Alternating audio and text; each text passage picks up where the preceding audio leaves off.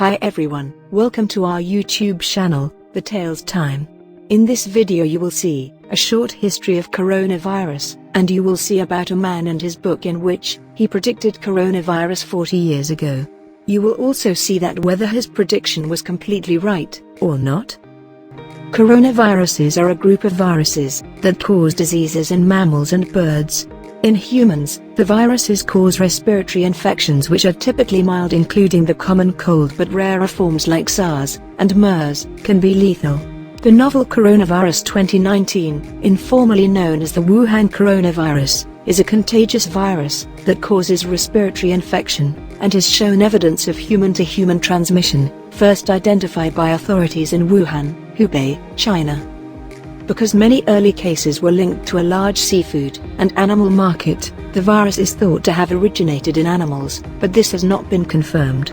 Comparisons of the genetic sequences of this virus and other virus samples have shown similarities to SARS-CoV, 79.5%, and bat coronaviruses, 96%, indicating that an origin in bats is likely. The earliest ones discovered were infectious bronchitis virus in chickens, and 2 viruses from the nasal cavities of human patients. Most coronaviruses spread through infected people coughing and sneezing, or by touching an infected person's hands or face. Prediction of coronavirus. The Eyes of Darkness is a thriller novel by American writer Dean Koontz, released in 1981. The book focuses on a mother who sets out on a quest to find out if her son truly did die 1 year ago, or if he is still alive. Dean Koontz's book is getting a lot of renewed attention now, despite being nearly 40 years old. The book mentions a deadly virus called the Wuhan 400. In book writer says that, around 2020 a severe pneumonia-like illness will spread throughout the globe, attacking the lungs and bronchial tubes and resisting all known treatments. Almost more baffling than the illness itself will be the fact that it suddenly vanishes as quickly as it arrived, attack again 10 years later, and then disappear completely. In the screenshot page from the novel, a character named Dombi narrates a story about a Chinese scientist who brought a biological weapon called Wuhan 400 to the United States. To understand that, Dombi said, you have to go back 20 months.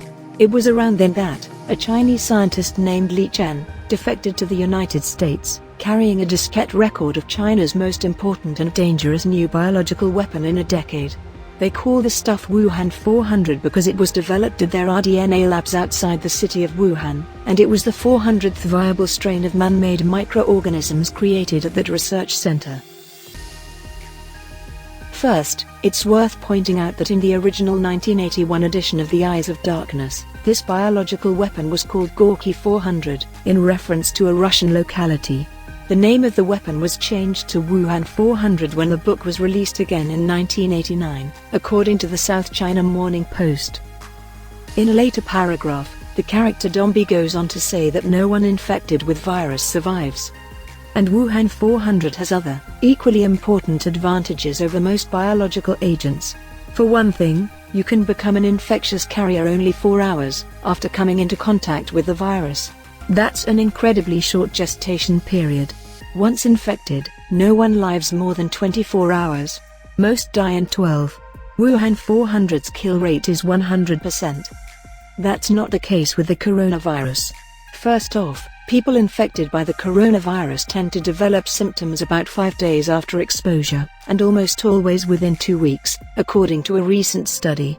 Secondly, the mortality rate for coronavirus is not even close to 100%.